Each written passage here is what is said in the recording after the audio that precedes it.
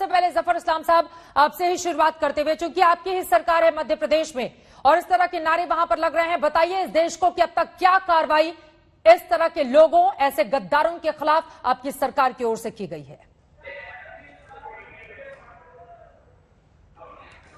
कहीं भी ऐसी चीजें जब दिखती हैं जहां पर गद्दारी हो, देशद्रोही का मामला हो, देश के साथ गद्दारी हो, चाहे वो कोई भी इंसान हो, कितना भी मजबूत हो, किसी पार्टी से भी जुड़ा हो, किसी समुदाय से भी जुड़ा हो, किसी भी संगठन से जुड़ा हो, देश के साथ अगर विश्वासघात किया, उसके साथ हम कोई जो है कॉम्प्रोमाइज नहीं करते हैं, तो सख्ती से निपटते हैं और वैसे ही निपटा जाएगा ऐसे लोगों से जो देश के साथ गद्दारी करने का। और ये बोलने में तो बहुत अच्छा लगता है, लेकिन अगर इस तरह की नारेबाजी होती है तो यकीनन एक तो उकसावे का काम, देशद्रोह और इस तरह के कार्यक्रम में यानी कि माहौल को बिगाड़ने का काम किया जा रहा है, तो कार्रवाई की जाएगी, माहौल बनाया जाएगा, स्थिति बेहतर की जाएगी। सर किया क्या है ये बताइए ना आपने।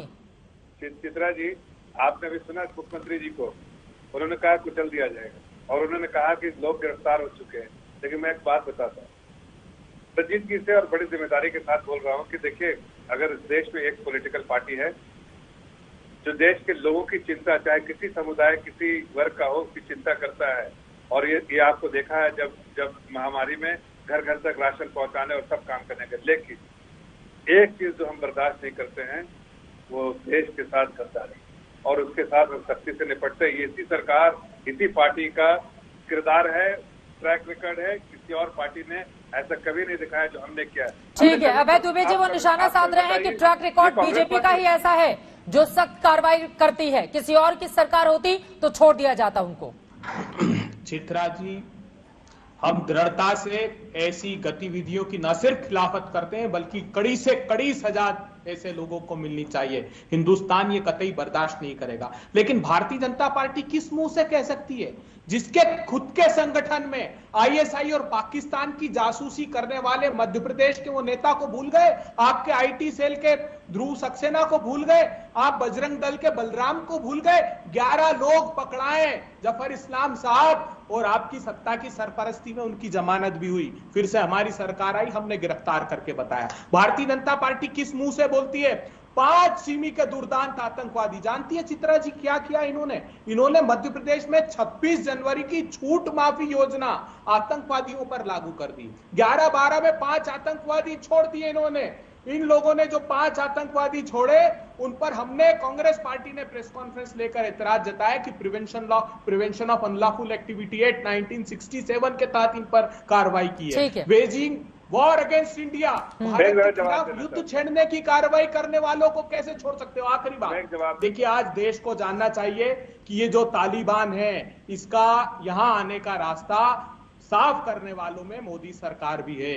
29 जनवरी 2020 का जो अमेरिका का अनुबंध है, उसमें साफ कर दिया कि 5000 तालिबान के आतंकवादी छोड़ेंगे, तालिबान को अफगान में सत्ता में शामिल किया जाएगा, यूनाइटेड नेशंस और सारे देशों से उस तालिबान को रिकॉग्निशन मिलेगी। इस पर जब सवाल पूछा तो एमईए ने जवाब दिया, उन्होंने कहा कि ये जो दोनों एग्रीमेंट हैं, ये पीस और stability generated by these agreements. उन्होंने कहा कि तालिबान के आ जाने से शांति आएगी। शर्म नहीं आई आपको जरा भी? ठीक है, जवाब ले लेते हैं जफर इस्लाम साहब, जल्दी से आप जवाब दीजिए, उसके बाद स्थापित हो जाए। ठीक है, जल्दी से जफर इस्लाम साहब। देखिए चित्रा जी, आज अभी प्रधानमंत्री जी ने कल ही इस बारे में चर्चा की, पूरी दुनिया को बता दिया, एक प्लेटफॉर्म से बोला, चाहे सिर्फ पार्टी के अंदर नहीं, ये सरकार के कुछ मंत्रियों के बीच में नहीं, पूरे दुनिया को सुना के कहा कि ऐसे आतंकवादी संगठन जो तो ये क्या किया फिर आप लोगों ने? और उसके ये क्या किया बताइए ना देश को। एक मिनट सुनिए, उसके बेसिस पे अगर वो कैप्चर करती है, नाम तक नहीं लिया, सरकार को गिराती है, तालिबान शब्द तक नहीं निकला प्रधानमंत्री जी के मुंह से, क्या बात करते हैं? नहीं करेगी। अरे एक मिनट सुनिए, पाकिस्तान जाके आपके लोग, आप नाम तक नहीं निकला आपके मुंह से, बड़े लोग जाके जासूसी करने वाले लोगों, आईएसआई की जासूसी करने वाले लोगों। जब हम लोग इस तरह के बयानों में फंस जाते हैं ना, प्लीज जफर इस्लाम साहब आपके लिए भी, अभय दुबे आपके साथ सुनिए मेरी बात। आप दोनों ने, नहीं सर सुनिए ना आप लोग मेरी बात। तो फिर इस मुद्दे को भटकाकर, एक सेकेंड सर प्लीज, इस मुद्दे को भटकाकर आप दोनों ही लोग जो देश के गद्दार हैं पहले उन पर आइए ना कि उनके खिलाफ क्या कार्रवाई होनी चाहिए। बिल्कुल आप बोले ना कि देखिए, उनके, नहीं सर सुनिए, आप दोनों लोगों की ही जुबान एक जैसी होनी चाहिए कम से कम इन देशद्रोहियों को लेकर, इधर उधर मत जाइए। बिल्कुल